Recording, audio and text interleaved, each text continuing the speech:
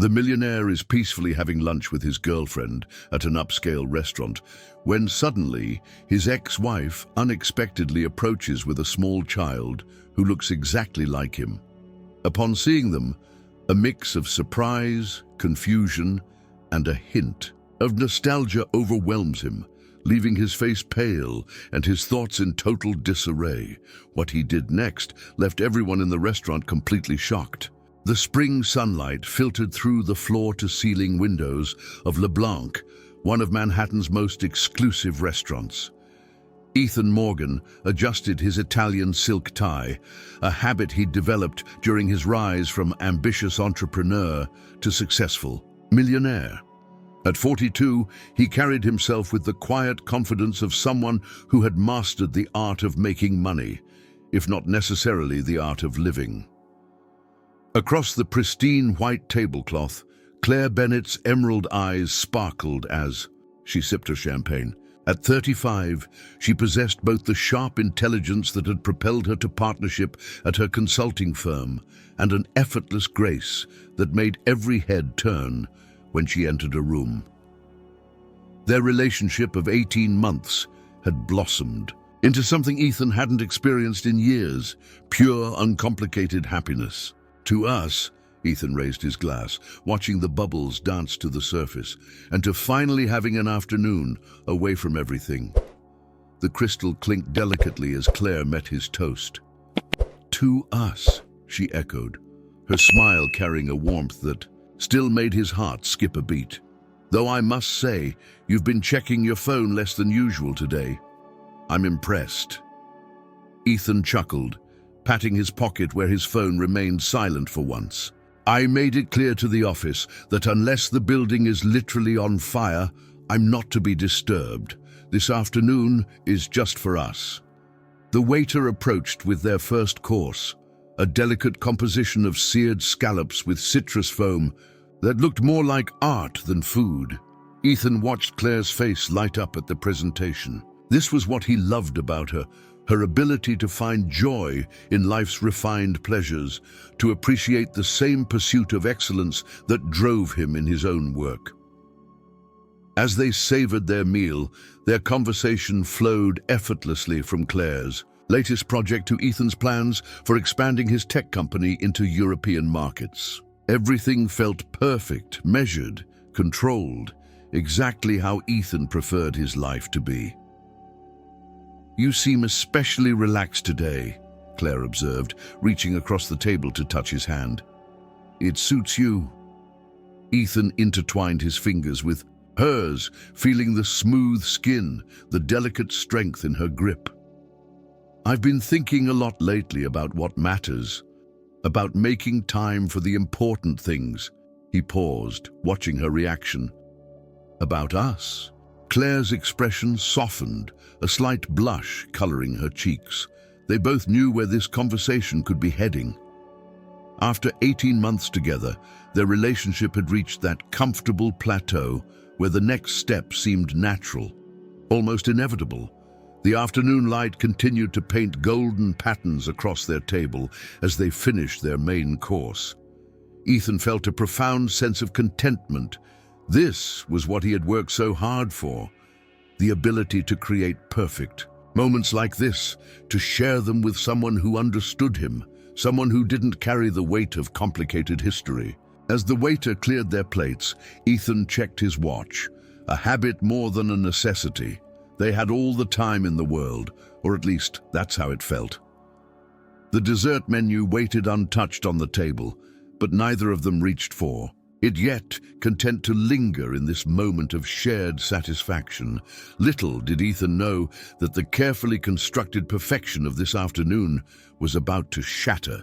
Outside the restaurant's elegant facade, the past he thought he'd left behind was waiting to collide with his present, threatening to unravel everything he'd built with such precision. The sidewalk outside Le Blanc buzzed with the typical energy of a Manhattan afternoon. Ethan held the door for Claire as they stepped out into the spring air, her perfume mingling with the subtle scent of nearby flowering trees. They had opted to skip dessert, deciding instead to take a leisurely walk through the nearby park. The weather was perfect, one of those rare New York days when the temperature hung in the sweet spot between warm and cool. "We could make this our Sunday tradition," Claire suggested, sliding her hand into the crook of Ethan's arm. "A long lunch, followed by a walk." The words died in her throat as Ethan suddenly stopped walking. His entire body tensed as if he'd been struck by lightning. Claire followed his gaze across the street, where a woman stood with a young boy, both waiting to cross at the light. The woman was in her early 40s, her once designer clothes showing signs of wear. Despite this, she carried herself with a dignity that spoke of better days. The boy beside her, no more than 8 years old, fidgeted with the zipper of his jacket, a nervous habit that mirrored Ethan's own tendency to adjust his tie. "Rachel," Ethan whispered, the name escaping, his lips like a ghost from the past. The crossing light changed, and Rachel started forward, her hand on the boy's shoulder. She was halfway across the street when she noticed Ethan. Her steps faltered, and for a moment it seemed she might turn back. The boy looked up at her, then followed her gaze to Ethan. The resemblance was unmistakable. The same sharp blue eyes, the same slight tilt of the head when curious. Claire's grip on Ethan's arm tightened slightly, but he barely noticed.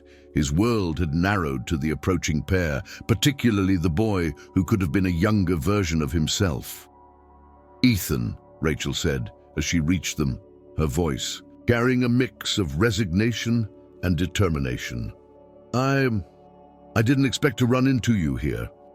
The boy looked between the adults, his quick intelligence apparent in his searching gaze. "Mom?" he questioned softly, tugging at Rachel's sleeve. "This is Michael," Rachel said, her hand protective on the boy's shoulder. "Your son." The word hit Ethan like a physical blow.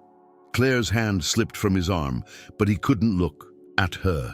He couldn't look away from Michael, who was studying him with an intensity that was both familiar and unsettling. "How?"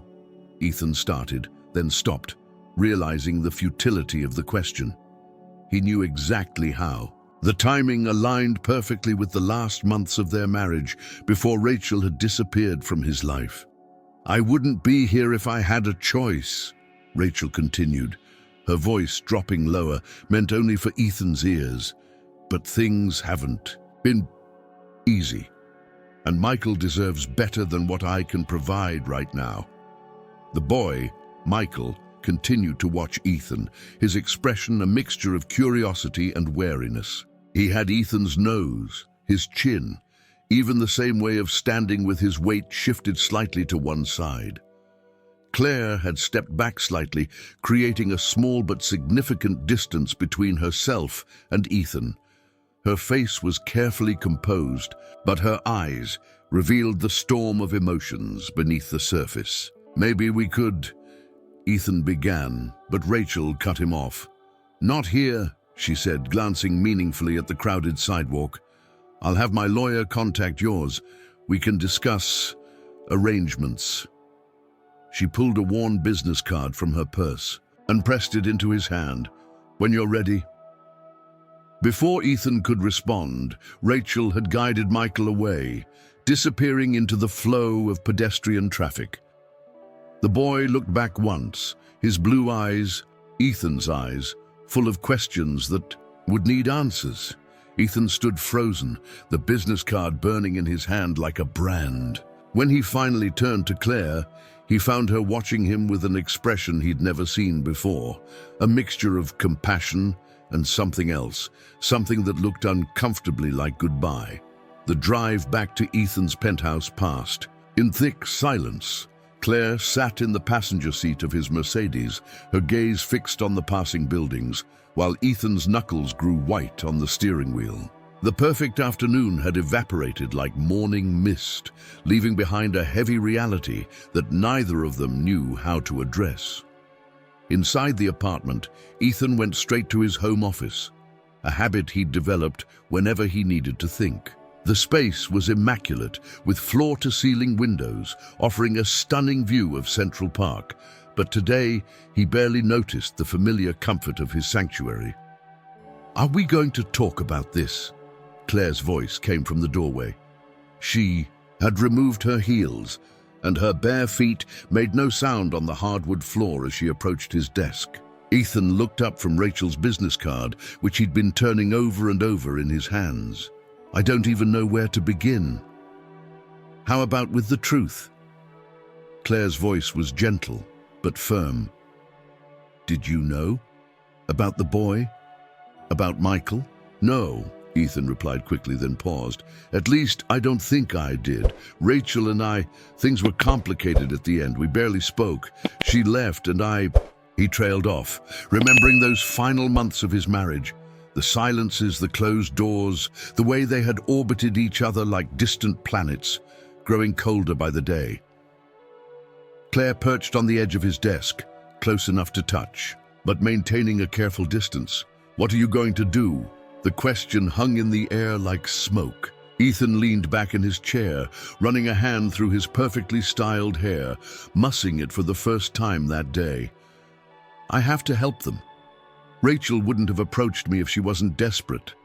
And Michael, his voice caught on the name. He's my son. Your son, Claire repeated softly, testing the weight of the words. A son you never knew existed until an hour ago. Ethan stood abruptly, moving to the window. The late afternoon sun cast long shadows across the park, marking the passage of time like a sundial. I keep seeing his face. He has my eyes, Claire. My expressions, how did I not know? How did I let this happen? You couldn't have known if Rachel chose not to tell you, Claire reasoned, but there was a new tension in her voice. The question is, what happens now? To us? Ethan turned to face her, seeing the vulnerable question in her eyes. Claire had always been his anchor in uncertainty, but now she seemed just as adrift as he was. Nothing has to change between us, he said. But even as the words left his mouth, they felt hollow. Everything has already changed, Ethan. Claire stood, smoothing her dress with trembling hands. I saw your face when you looked at Michael. I saw something wake up in you, something that's been sleeping for years. And I'm not sure there's room for me in whatever's coming next. Claire, please. Ethan stepped toward her, but she held up a hand. I need time, she said quietly. And I think you do too. You have to figure out what this means. What kind of father you want to be. What kind of man you want to be. She gathered her things with the same grace she showed in everything, but Ethan could see the slight shake in her movements. At the office door, she paused. Call me when you've had time to think, really think, Ethan. Not just about what you should do, but about what you want to do. After she left, Ethan remained standing in his office, watching the sun set over the park. Rachel's business card sat on his desk like a key to a door he never knew existed. In his pocket, his phone buzzed with messages from the office. Problems that had seemed crucial this morning now feeling distant and insignificant. He pulled out his phone and, after a moment's hesitation, searched for Rachel's name in his contacts. It was still there, unchanged after all these years. His thumb hovered over the number as the last rays of sunlight faded from his office, leaving him alone in the growing darkness with decisions that would reshape not just his life, but the lives of everyone around him. A week passed before Ethan finally made the call. 7 days of sleepless nights, distracted meetings, and unopened messages from Claire. The lawyers had already exchanged their formal communications, but this call would be different. Personal, real. Hello, Ethan. Rachel's voice was tired but composed. I was wondering when you'd call. Ethan sat in his home office watching rain streak down the windows. I needed time to process. He paused, organizing his thoughts. How is he? Curious, Rachel replied. Confused. He keeps asking questions about you. I've told him what I could, but... She sighed. He deserves to hear things from you, too. I'd like that, Ethan said, surprising himself with how much he meant it. Maybe we could meet somewhere comfortable for Michael. There was a long pause on the other end. There's a playground near our apartment in Brooklyn. Michael goes there after school most days. If you wanted to, observe first, from a distance, get a sense of who he is before we try anything more direct. Ethan noted down the address she gave him, his hand steady despite the tremor in his voice. Thank you, Rachel, and I'm sorry for everything. Don't, she cut him off. Not yet. Let's focus on Michael first.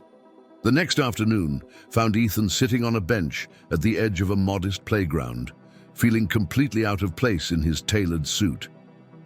He'd left a board meeting early, making excuses that earned him curious looks from his executives. None of that mattered now as he watched the school children begin to arrive. He spotted them immediately, Rachel in a simple dress that had once been expensive, and Michael in his school uniform. The boy moved with an energy that made Ethan smile involuntarily, running to join a group of friends at the swings. For an hour, Ethan watched his son play. He saw how Michael organized the other children, suggesting games and mediating disputes, with a natural leadership that felt eerily familiar. He noticed how the boy would stop occasionally to check on his mother, who sat reading on a nearby bench, just as Ethan had always checked on his team during crucial negotiations. As the playground began to empty, Michael broke away from his friends and approached Rachel. They gathered their things, and for a moment, Ethan thought they would leave without acknowledging him. But Rachel bent down, whispered something to Michael, and pointed in his direction. Michael turned, his blue eyes finding Ethan's across the playground. For a long moment, father and son regarded each other. Then, slowly, Michael raised his hand in a small wave. Ethan returned the gesture, his throat tight with emotion. It was such a simple thing, a wave across a playground, but it felt monumental. Rachel placed a hand on Michael's shoulder, and they turned to leave. But before they did, Michael looked back one more time, his expression thoughtful. Ethan remained on the bench long after they'd gone, replaying that wave in his mind. His phone buzzed, Claire calling for the third time that day. He let it go to voicemail, knowing he should feel guilty, but instead feeling something else entirely. For the first time in years, maybe for the first time ever, Ethan felt the stirring of a different kind of ambition. Not for wealth or success or perfection, but for something both simpler and infinitely more complex, the chance to be a father. That evening, alone in his penthouse, Ethan did something he hadn't done in years.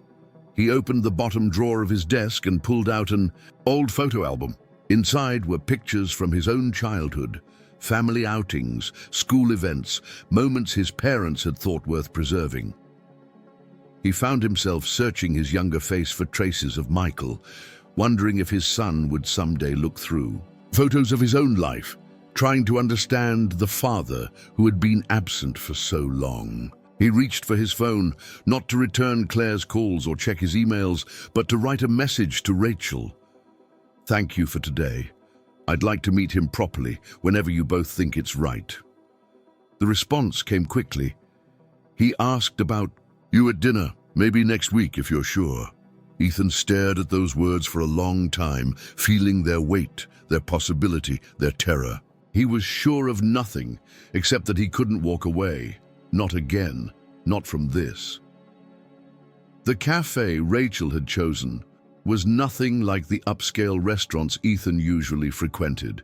It was a small, family-owned place in Brooklyn with mismatched furniture and walls covered in local art. Michael sat between his mother and a chocolate milkshake, studying Ethan with an intensity that made small talk impossible. Mum says you build computers, Michael said finally, breaking a silence that had stretched through their initial greetings. Ethan smiled, grateful for the opening.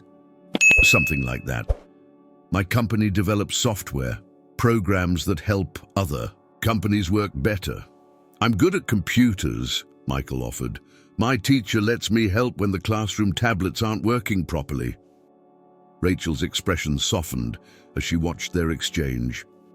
He's always been good with technology. Sometimes I think he knows more about my phone than I do. Did you play any games? Ethan asked, leaning forward slightly. Michael's face lit up.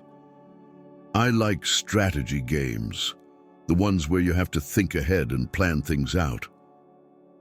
Like chess? Ethan suggested, remembering his own childhood passion. For the game. I'm learning, Michael nodded, but nobody at school really plays it. And I used to play, Ethan said, catching Rachel's surprised look. I still have my old tournament board somewhere. The conversation flowed more easily after that, moving from games to school to Michael's favorite subjects. Ethan found himself fascinated by every detail. The way Michael's hands moved when he explained something complicated, the thoughtful pause before he answered questions, the slight tilt of his head when he was curious about something. As Michael excused himself, to use the restroom, Rachel spoke quietly. He's been asking about you every day since the playground. I think he's been imagining this meeting for a while. I want to be part of his life, Rachel, Ethan said, his voice equally low. Really part of it, not just financial support. I know, Rachel sighed. That's what scares me. He's already so much like you, brilliant, driven, intense. I don't want him to learn your other traits too. What do you mean? The way you can shut everything else out when you're focused on a goal. How you can make people feel invisible without even realizing it. She paused as Michael returned to the table. We'll talk more later. The rest of the meeting passed quickly, ending with a tentative plan for another visit that weekend. As they stood to leave, Michael surprised everyone by giving Ethan a quick, awkward hug. Thanks for coming, he mumbled before hurrying to his mother's side. Ethan stood frozen for a moment, the warmth of that brief embrace lingering like a physical presence. He watched them leave, Michael turning back once to wave, just as he had at the playground. Outside the cafe, Ethan checked his phone for the first time in 2 hours. 5 missed calls from the office, 3 text messages from his assistant about an urgent contract review, and 1 message from Claire. I'm coming over tonight. We need to talk. The contrast between the warmth of the cafe and the cold reality of his other life hit him hard. He got into his car, but didn't start it immediately. Instead, he sat there, thinking about Michael's hug, about Rachel's words, about Claire waiting in his future. His phone buzzed again, the office demanding his attention, but for the first time in his career, Ethan found himself questioning whether every crisis really needed his immediate response. He thought about Michael's excitement over chess, about the possibility of teaching him, about all the moments he might miss if he remained trapped in his old patterns. Finally, he started the car, pointing it toward Manhattan and the conversation he knew was coming with Claire. As he drove, he realized that the careful balance he'd maintained in his life for so long was shifting, and he wasn't sure whether he was more frightened by the change or by how ready he felt to embrace it. Claire was waiting in Ethan's penthouse. When he arrived home, her laptop open on the kitchen counter beside a half-empty glass of wine, she had let herself in with the key he'd given her months ago, a gesture of commitment that now felt like it belonged to a different lifetime. "How was your meeting?" she asked, her voice carefully neutral. She wore one of her signature power suits, as if she'd come straight from the office, but Ethan knew she'd chosen it deliberately. Claire always dressed for the conversation she planned to have. "It went well," Ethan said, loosening his tie. He's incredible, Claire. He's interested in computers and strategy games, just like I was at his age. I've been offered a position in London," Claire interrupted, closing her laptop with a decisive click. "Senior partner, heading up their European expansion." The words hung in the air between them. Ethan stood very still, his tie hanging loose around his neck. "When did this happen?" "The initial offer came 3 weeks ago," Claire replied. "Before everything. I was going to discuss it with you over lunch that day at LeBlanc." Ethan moved to the wine cabinet, pulling out a glass. And now? Now I'm strongly considering it. Claire watched him pour himself a generous measure of red wine. You've missed 4 dinner dates in the past 2 weeks, Ethan. You haven't returned most of my calls. You're completely absorbed in building a relationship with Michael, which I understand, but what? Ethan turned to face her. He's my son, Claire. What am I supposed to do? You're supposed to remember that there are other people in your life too. Claire stood, moving around the counter to face him directly. I've watched you these past weeks.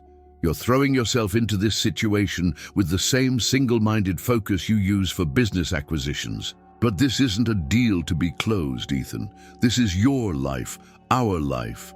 I can't just ignore him now that I know he exists, Ethan protested. You saw him, Claire. You saw how much he looks like me, how bright he is. I'm not asking you to ignore him. Claire's composure cracked slightly. I'm asking you to find some balance, to remember that while you're building this new relationship, you're letting other relationships crumble. Ethan set his wine glass down harder than necessary. What do you want from me, Claire? To pretend nothing has changed? To keep going? To charity galas and board meetings, like I haven't just discovered I have an 8-year-old son? I want you to talk to me. Claire's voice rose slightly. Really talk to me, not just give me brief updates between meetings with Michael or consultations with your lawyers. I want to know how you're feeling, what you're thinking, what you're afraid of. I want to be your partner in this, not just a spectator in your life. The words hit Ethan like a physical blow. He remembered Rachel's earlier comment about making people feel invisible. I didn't realize. I thought you needed space to adjust to all this. What I needed was my boyfriend, Claire said softly. The man I fell in love with. The man who used to share everything with me, not just the highlight. Real. Ethan moved toward her, but Claire stepped back. The London position starts in 3 weeks, she said. They need an answer by Friday. You're really considering it? Ethan felt a familiar panic rising, the sensation of something valuable slipping through his fingers.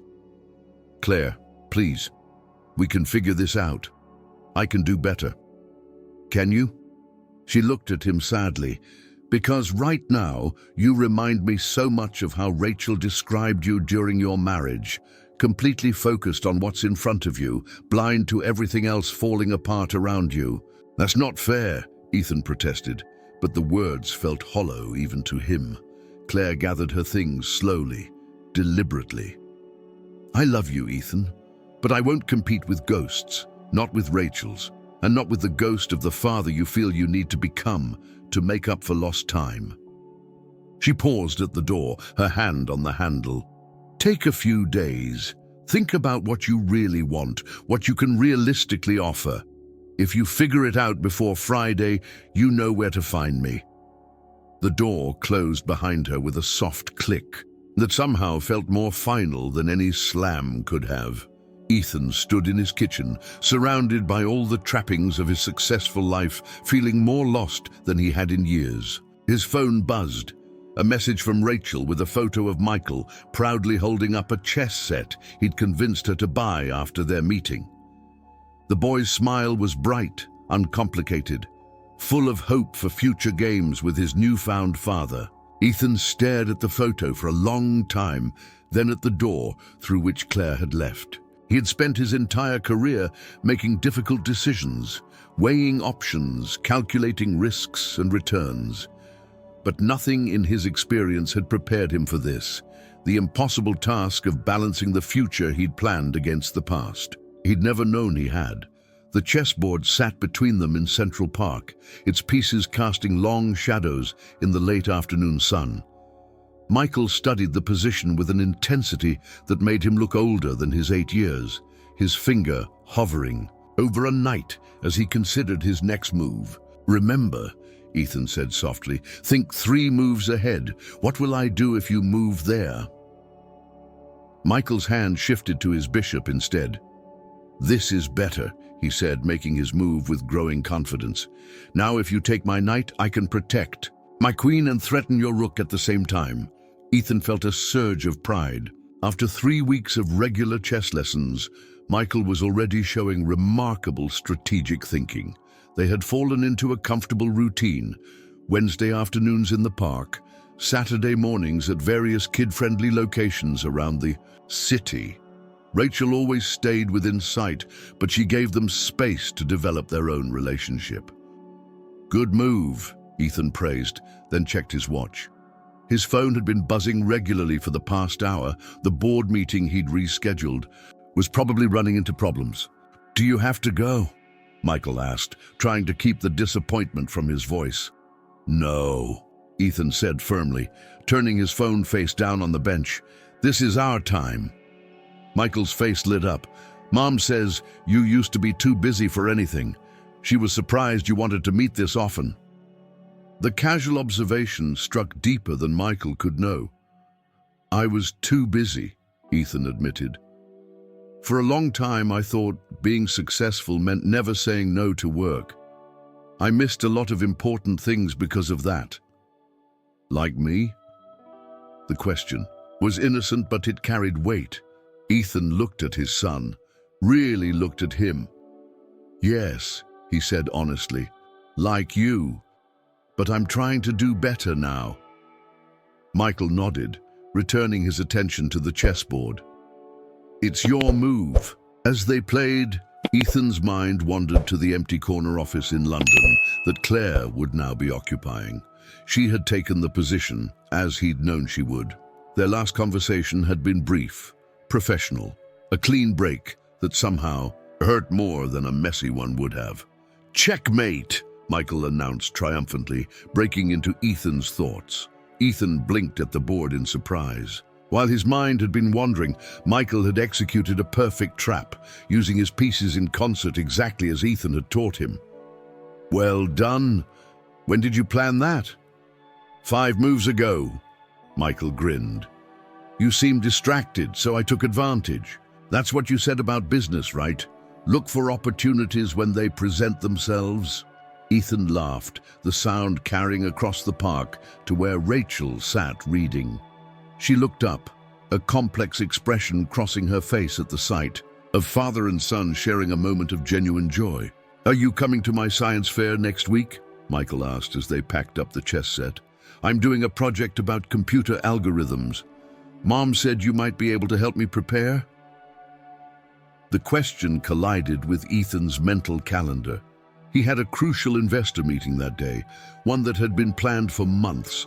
Before Michael, the choice would have been automatic. Now, "I'll be there," he said. "Just tell me when and where."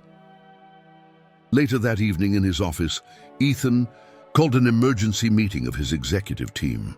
They sat around the conference table, faces showing varying degrees of concern as he outlined the changes he wanted to make to the company's management structure. "I'll still be CEO," he explained, "but we need to distribute decision-making, authority more broadly. I can't be the bottleneck for every major decision anymore." His COO, Sarah Chen, studied him carefully. "This is about your son, isn't it?" "It's about priorities," Ethan corrected. "About building a company that doesn't depend on any one person being available 24/7. About creating something sustainable." As his team filed out, Sarah lingered. "Claire called me," she said, "about possibly expanding our London operations." Ethan felt the familiar twinge at Claire's name. And I told her we'd be happy to collaborate." Sarah paused at the door. "You're different since Michael came into your life, Ethan. Softer around the edges. It suits you." Alone in his office, Ethan opened his desk drawer and pulled out the latest addition to his photo collection. A picture of Michael concentrating on a chess move, sunlight catching his profile. Next to it lay a formal invitation to his company's London office opening. Claire's name prominently featured as the hosting partner. He looked at both images for a long moment, then reached for his phone to call Rachel about the science fair project. Some choices he was learning weren't really choices at all. They were simply recognition of what mattered most. The science fair buzzed with the energy of dozens of excited children and proud parents. Michael's display stood out among the others, a sophisticated demonstration of basic sorting algorithms, complete with an interactive component that let visitors race different methods against each other. Ethan had spent several evenings helping him perfect it, much to Rachel's quiet surprise. "He hasn't stopped talking about working on this with you," Rachel said, watching Michael enthusiastically explain his project to the judges. "I haven't seen him this excited about anything in a long time." Ethan smiled, but before he could respond, a familiar figure appeared at the entrance to the school gymnasium. Claire stood in her travel clothes, clearly having come straight from the airport. Her presence sent an immediate ripple through the atmosphere. "I didn't expect to see you here," Ethan said quietly as Claire approached. "I thought you were in London until next month." "I had some paperwork to file at the New York office," Claire replied, her voice carefully controlled. I wanted to see how things were going." Rachel stiffened beside them, her posture becoming defensive. "Michael's about to receive his feedback from the judges. This probably isn't the best time for a reunion." Claire turned to face Rachel directly. "I think we need to talk, all of us. This situation isn't going away, and dancing around each other isn't helping anyone." "There's nothing to discuss," Rachel said, her voice low but intense. "You're leaving for London. Ethan is finally stepping up as Michael's father. The situation is resolving itself." "Is it?" Claire challenged. "Because from where I stand, it looks like you're recreating your old family unit, with Ethan dropping everything whenever you call about Michael." "That's not fair," Ethan interjected, but both women ignored him. "You don't know anything about our family," Rachel hissed. "You weren't there when Ethan missed every important moment because work came first. You didn't see how it felt to be invisible in your own marriage." "No, but I know how it feels to become invisible in my own relationship," Claire shot back. "To watch someone I love completely reorganize their life around a past they never knew they had, without once asking how I felt about it." "Mom?" Michael's voice cut through the tension. He stood nearby, clutching his project feedback form, his eyes darting between the three adults. "Is everything okay?" Rachel forced a smile. "Everything's fine, sweetheart. How did the judges—" "Like your project." But Michael wasn't so easily deflected.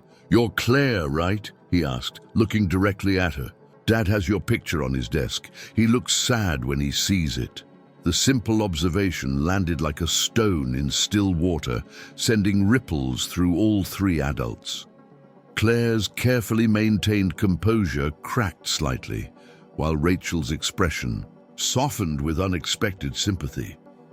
"Maybe we should take this somewhere else," Ethan suggested, acutely aware of the other parents beginning to notice their tense conversation.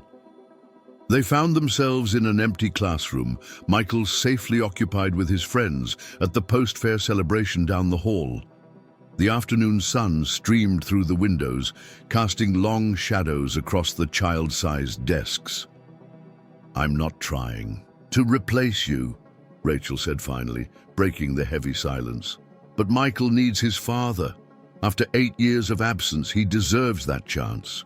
"Duh, and I'm not trying to interfere with that," Claire responded, her voice softer than before.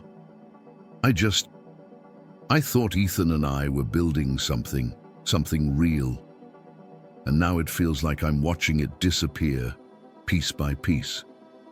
Ethan stood between them, feeling the weight of both women's pain he had caused, directly or indirectly. "I've handled this badly," he admitted. "All of it. I've been so focused on not repeating my past mistakes with Michael that I've been making new ones with Claire. The irony," Rachel said with a bitter laugh, "is that you're doing exactly what you did during our marriage, focusing entirely on one thing while everything else falls apart around you. Only this time, it's Michael instead of work. The observation hit home. Ethan looked at Claire, really looked at her for the first time in weeks. He saw the toll this situation had taken, the shadows under her eyes, the tension in her shoulders, the careful way she held herself apart. "I need to know," Claire said, turning to Rachel. "Are you hoping to reconcile with Ethan? Is that what this is really about?"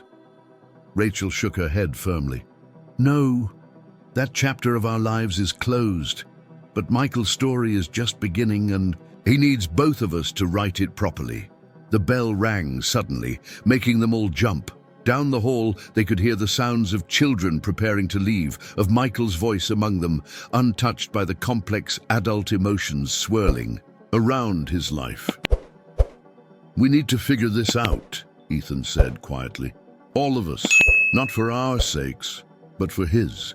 The three of them stood in that classroom, surrounded by children's artwork and multiplication tables, each understanding that whatever resolution they found would require sacrifices from everyone. The question was, who would be willing to give up what and for whom?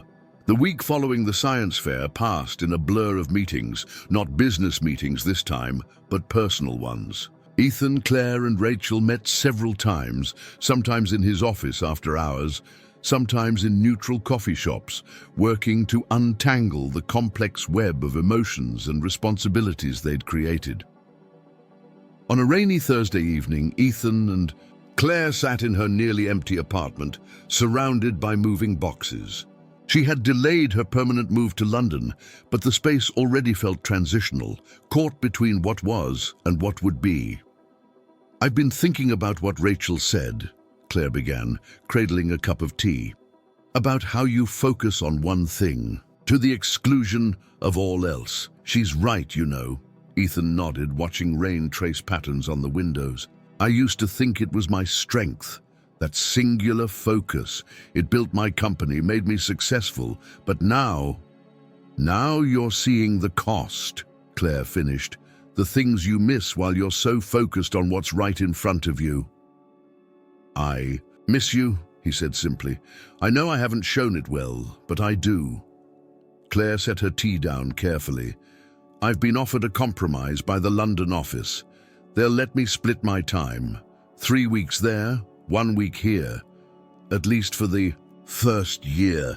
Ethan felt a spark of hope, quickly tempered by reality. "Would that be enough for us?" "That depends." Claire leaned forward. "Can you make space in your life for more than one priority? Really make space, not just squeeze things in around the edges?" Before Ethan could answer, his phone buzzed. A text from Rachel with a photo of Michael proudly holding up his science fair ribbon. The timing was almost too perfect. "See?" Claire gestured to the phone. "This is the moment where you have to choose. Do you immediately respond? Drop everything to focus on Michael? Or can you stay present in this conversation we're having?" Ethan looked at the phone, then deliberately turned it face down. "I'm here," he said, "and I'm listening." "That's a start," Claire smiled sadly. "But it's not just about this moment.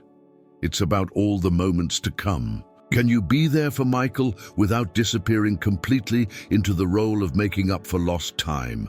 Can you maintain your company without letting it consume you? Can you make space for me without feeling like you're shortchanging everyone else?" "I don't know," Ethan admitted. "But I want to try. I want to learn how." Claire stood, moving to the window. "I've been reading about blended families, about how to make complex relationships work. It's not impossible, but it requires something you've never been good at: balance." "What are you suggesting?" "A trial period," she said, turning to face him.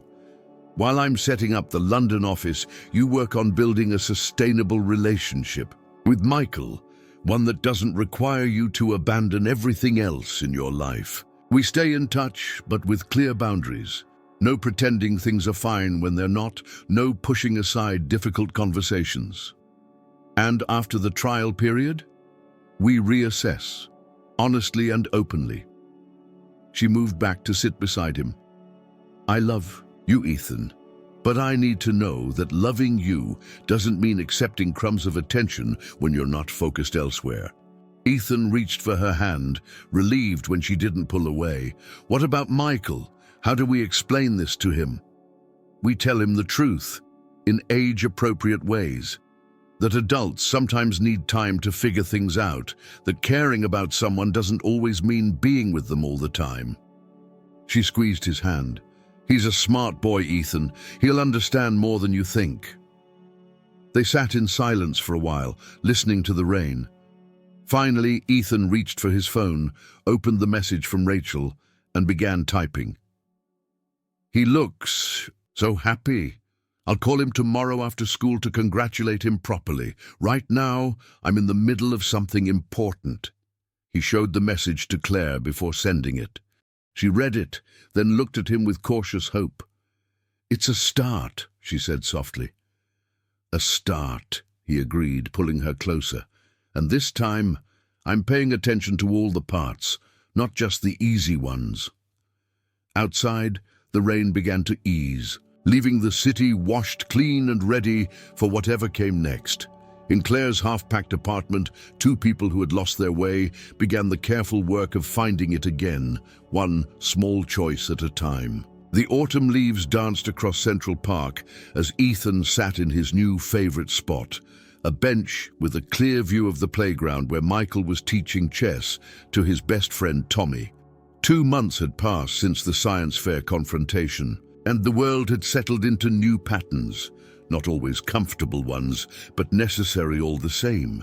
Check! Michael's voice carried across the playground, followed by Tommy's groan of defeat. Ethan smiled, remembering his own childhood victories and losses across the checkered board. Rachel approached from where she'd been watching nearby, carrying 3 hot chocolates from the park vendor. He's getting better every week, she observed, handing Ethan one of the cups. Tommy's parents told me he started a chess club at school. Like father, like son, Ethan mused, then caught himself. I'm sorry, I didn't mean to presume. It's fine, Rachel interrupted, her voice softer than it would have been months ago. He is like you in many ways, the good ones mostly. She settled onto the opposite end of the bench, maintaining the careful distance they'd established. How's Claire doing in London? The question no longer carried the weight it once did. She's excelling from what I hear. We video chat every few days. She's coming back next week for her scheduled time in New York. Rachel nodded, watching Michael pack up the chess pieces with methodical care, another trait he shared with his father. And how are you handling it all? Ethan took a thoughtful sip of his hot chocolate. It's challenging, but in a good way. I'm learning to be present wherever I am, instead of always thinking about what else I should be doing. I've noticed, Rachel said. You don't check your phone every 5 minutes during your time with Michael anymore, and you're better at setting boundaries, like last week when you had to miss his soccer game for the board meeting. That was hard, Ethan admitted, but I called him afterward, had him tell me every detail, and I made sure he understood why I couldn't be there, instead of just making excuses. Michael and Tommy approached, their faces flushed from the cool air and excitement of the game. Dad, can you show Tommy that night trap you taught me? The one with the doubled pawns? Actually, Ethan checked his watch.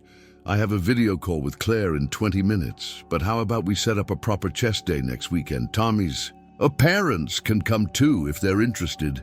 Michael's face showed momentary disappointment, quickly replaced by understanding. Okay, tell Claire I said hi, and ask her if she's seen any cool London chess clubs yet. I will, Ethan promised, standing and gathering his things. He hugged Michael goodbye, something that had become natural over the past months, and nodded warmly to Rachel. On the walk back to his apartment, Ethan reflected on how different his life looked now compared to 6 months ago. His calendar was more complex, but also more meaningful. Mondays and Wednesdays were Michael days, unless urgent business intervened, in which case he always rescheduled rather than simply cancelling. Weekends were divided between family time and maintaining his relationship with Claire through long-distance dates and video calls. His phone buzzed, an email from Claire with a photo attached. She stood in front of London's Royal Observatory, looking windswept and happy. The caption read, "Found a chess set in Greenwich Market.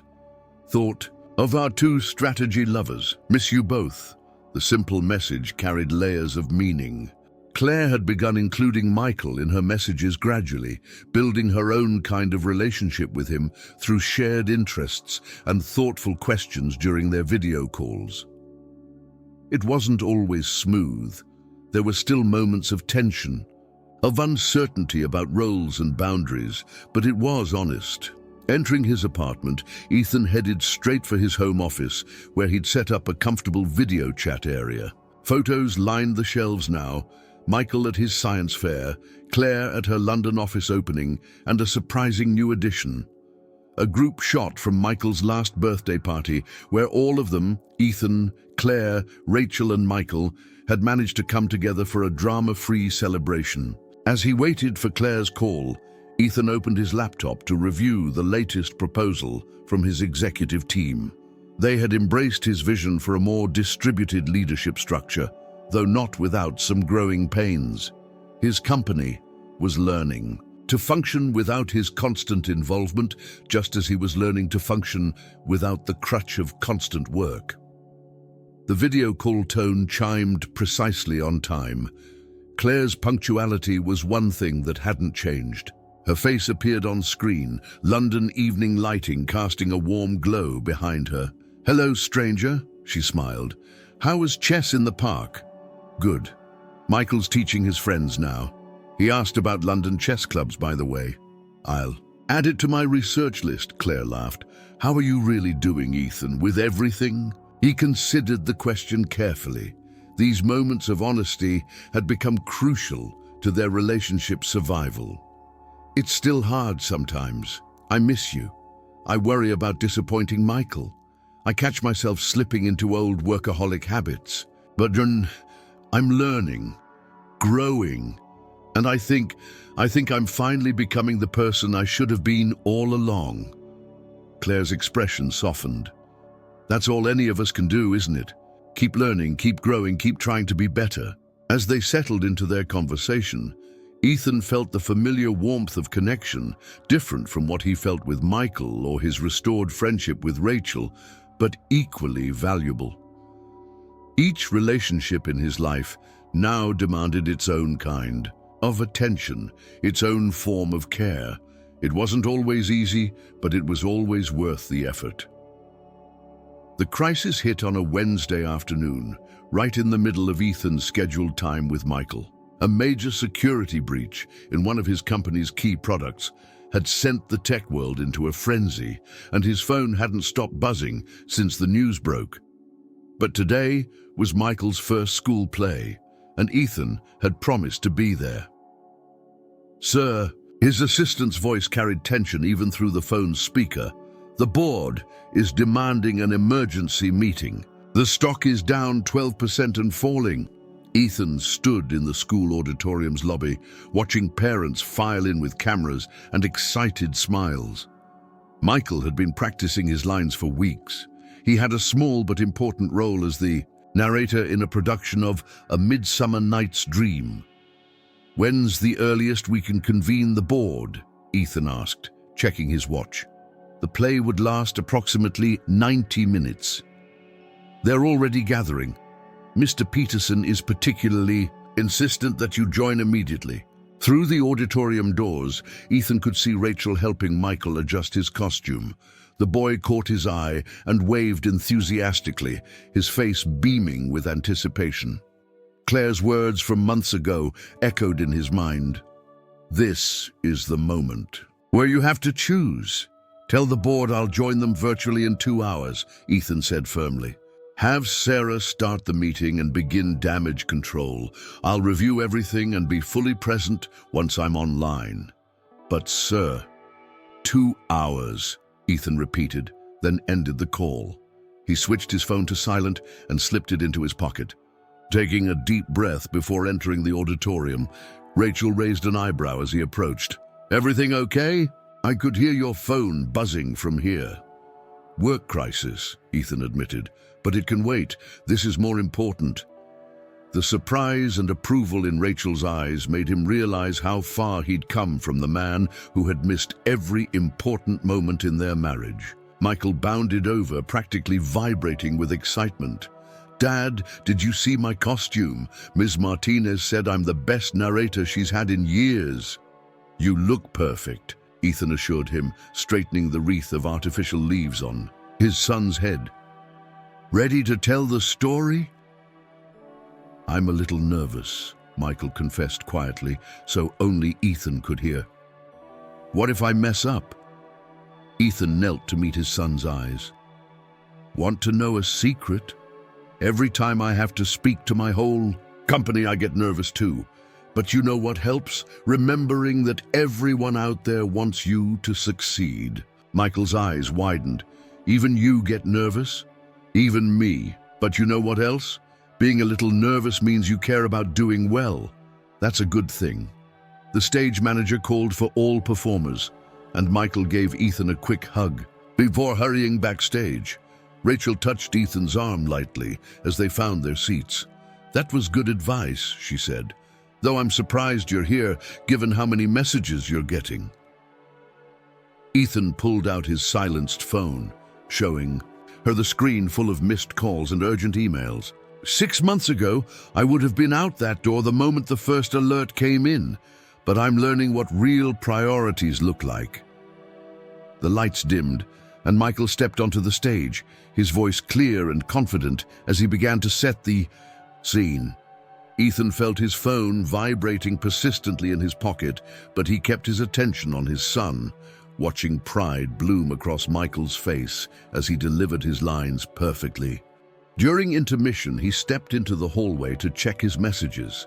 The situation at work had deteriorated. The stock was down 18% now, and social media was ablaze with criticism.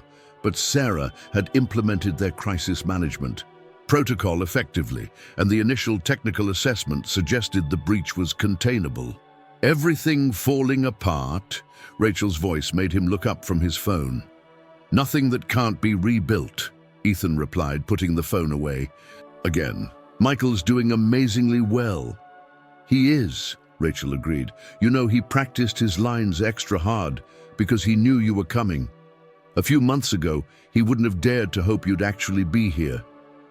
The words stung, but Ethan accepted them as truth. I'm trying to be the father he deserves. You are, Rachel said softly, and it shows. Not just in big moments like this, but in the way he talks about you, the way he's starting to trust that you'll be there. The lights flickered, signaling the end of intermission. As they returned to their seats, Ethan felt his phone buzz one final time before the second act began. It was a message from Claire.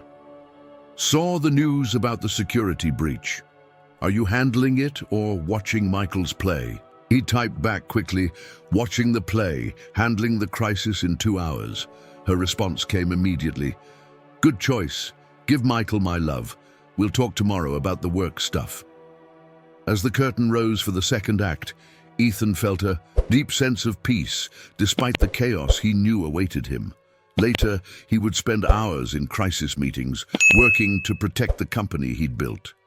But right now, watching his son stand confidently on stage, he was exactly where he needed to be. The autumn wind whipped through LaGuardia Airport's pickup area as Ethan waited for Claire's arrival. Their 3 months of carefully managed long-distance relationship had changed them both in subtle ways. Each reunion felt like rediscovering each other, learning the small changes that had accumulated during their time apart.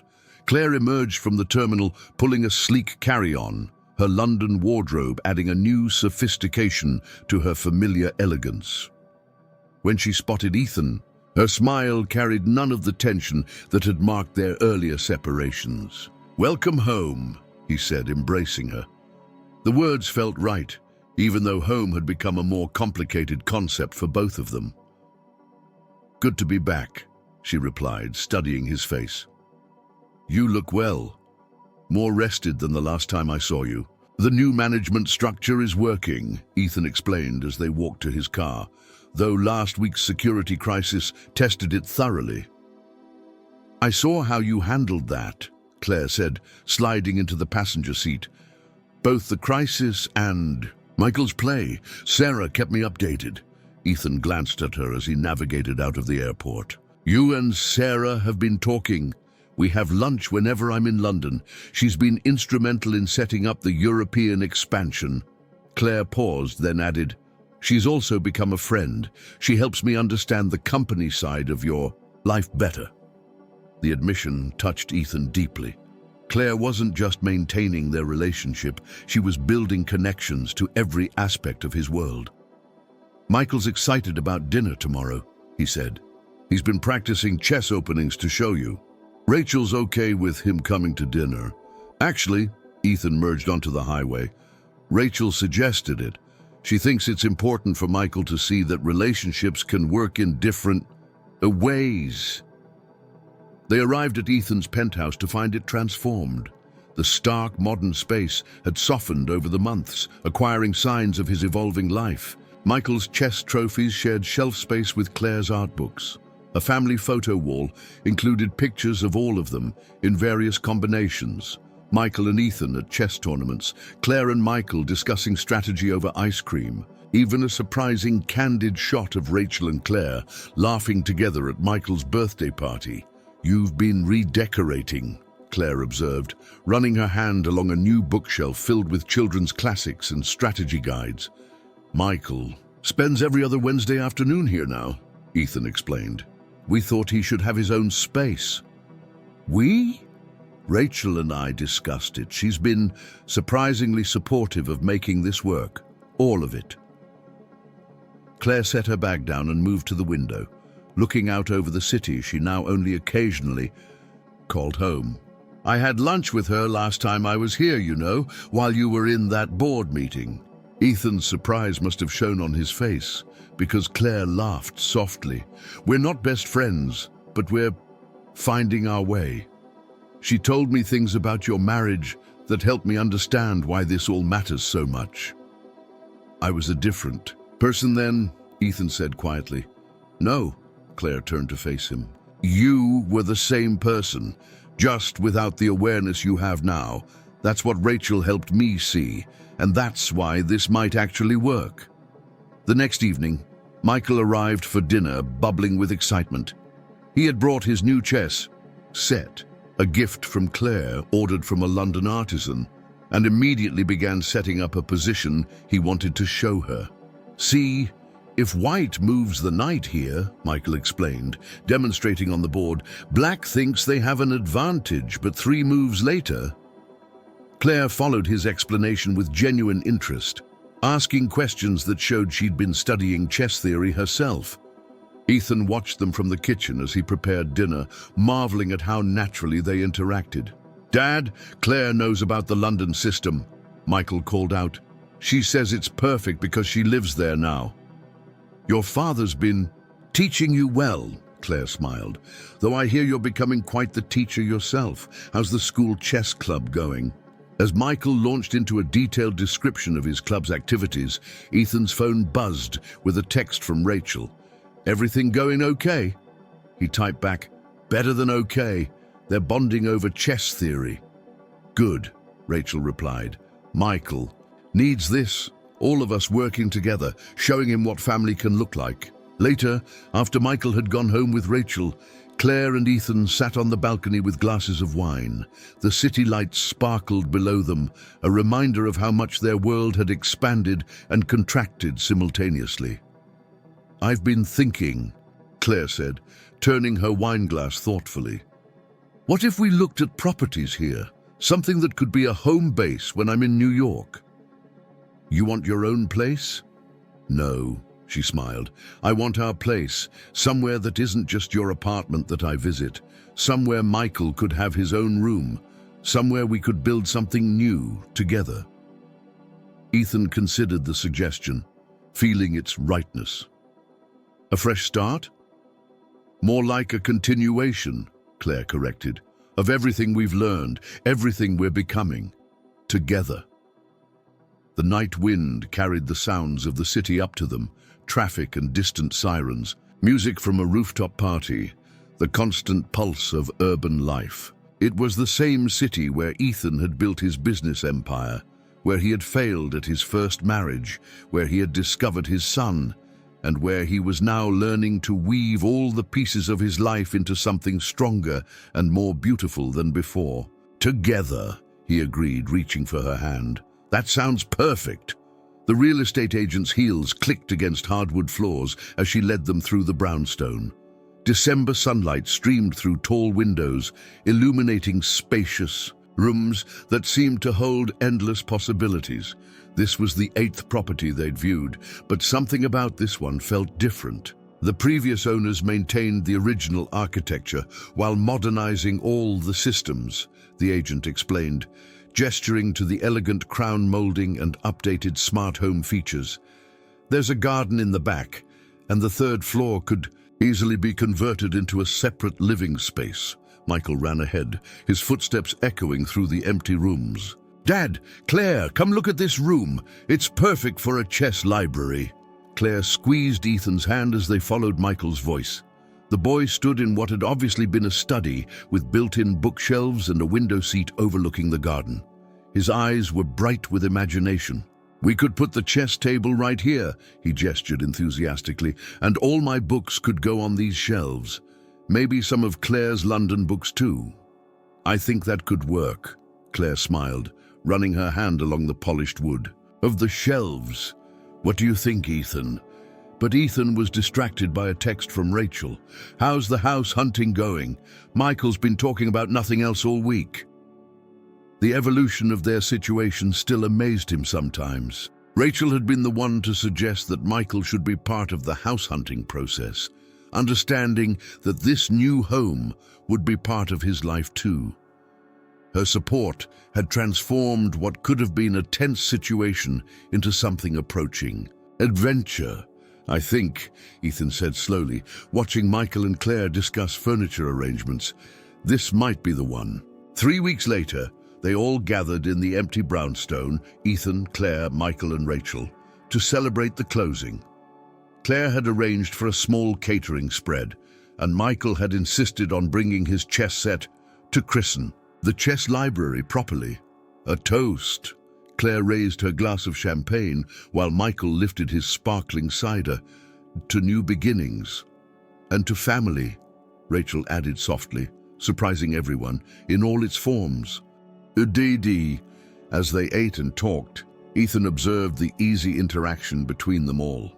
Rachel and Claire discussed the school system in the neighborhood, their former awkwardness replaced by a shared interest in Michael's education. Michael alternated between showing Claire his latest chess strategies and helping Rachel plan where his homework desk should go in his new room. Remember when we thought this could never work? Claire murmured to Ethan as they watched Michael demonstrating a complex chess move to both women. I remember thinking I had to choose, Ethan replied, between being a father and being with you, between my past and my future.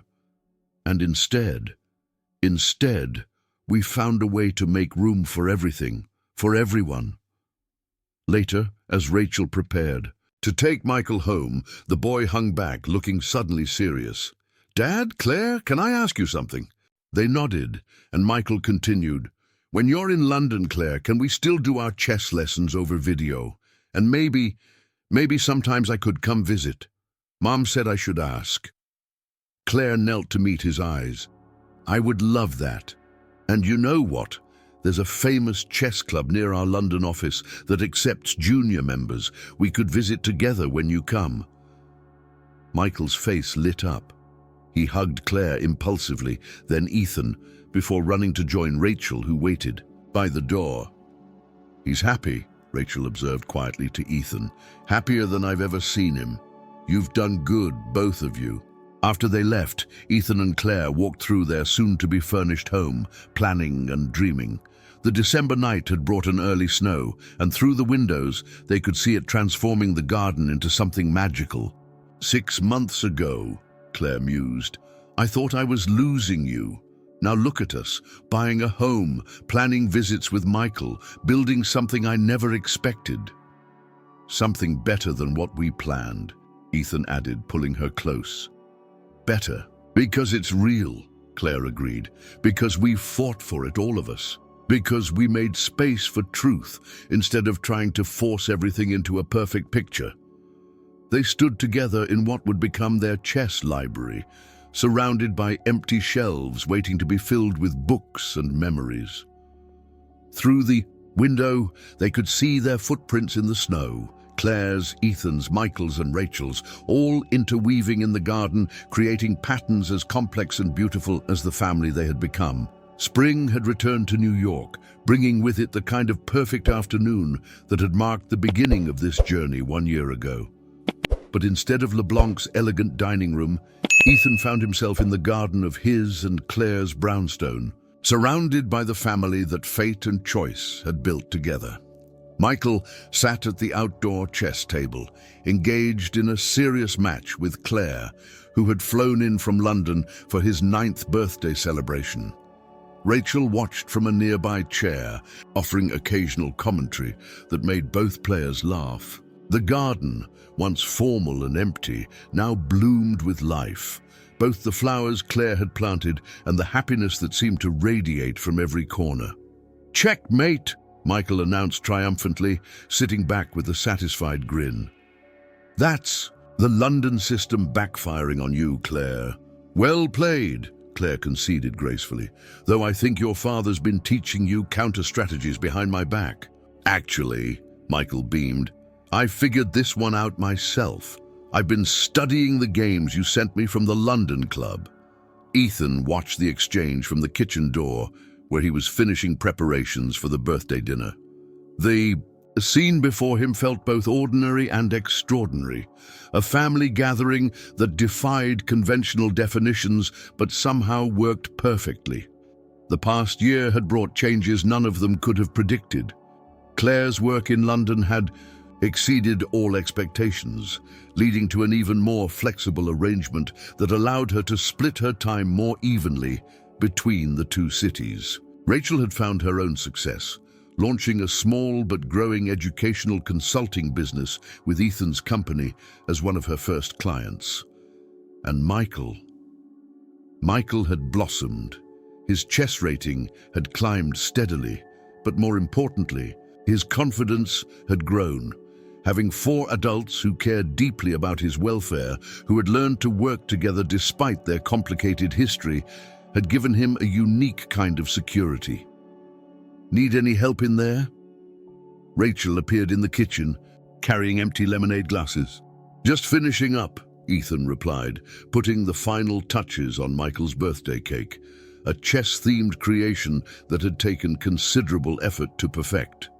"You know," Rachel said, leaning against the counter, "a year ago, if someone had told me we'd all be here like this, I would have thought they were crazy." "Funny how life works out," Ethan mused. "Sometimes the worst moments lead us to the best ones." "Speaking of moments," Rachel smiled, "Claire told me about the London Chess Championship next month. It's good that you're both taking him." "We thought it would be special," Ethan nodded. "His first international tournament. Though he's more excited about showing me all the places he discovered during his spring break visit with Claire." Rachel's expression softened. "You've become the father I always hoped you'd be. Not perfect, but present. Real." Before Ethan could respond, Claire's voice called from the garden. "Is that cake coming? The birthday boy is getting impatient." They carried the cake out together, all of them singing as Michael's face lit up at the sight of the chess pieces crafted in frosting. The spring breeze carried the scent of blooming flowers, and somewhere in the distance church bells chimed. "Make a wish," Claire encouraged as Michael prepared to blow out his candles. "But I don't know what to wish for," Michael said thoughtfully. "Everything's already kind of perfect." The simple statement caught them all off guard. Ethan felt Claire's hand slip into his, saw Rachel's proud smile, recognized in Michael's words the truth they had all worked so hard to create. Later, As the evening wound down and the garden lights twinkled on, Ethan found himself alone with Claire on the patio. Rachel had taken Michael upstairs to set up his new advanced chess computer, their excited voices drifting down through an open window. "Do you ever think about that day at LeBlanc?" Claire asked, curling into his side. "When everything changed?" "Sometimes," Ethan admitted, "but not with regret anymore. That day, it didn't end something. It began something. Something better," Claire agreed, echoing words they'd spoken before, but which carried new meaning now. Above them, they could hear Michael's delighted laugh as his new chess computer apparently did something impressive. The sound mixed with Rachel's encouraging voice, with the evening birds, with the distant pulse of the city. They all called home in different ways. "You know what I've learned?" Ethan said softly. "Family isn't about perfect moments or keeping everything carefully controlled.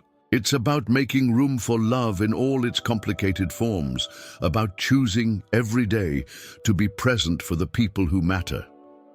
Claire kissed him gently.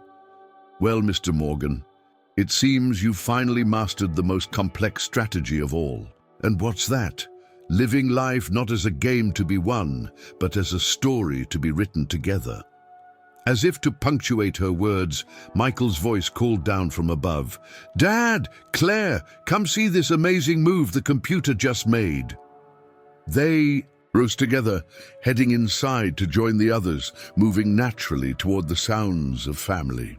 The garden remained lit behind them, chess pieces casting long shadows across the board, waiting for tomorrow's games and all the moments yet to come.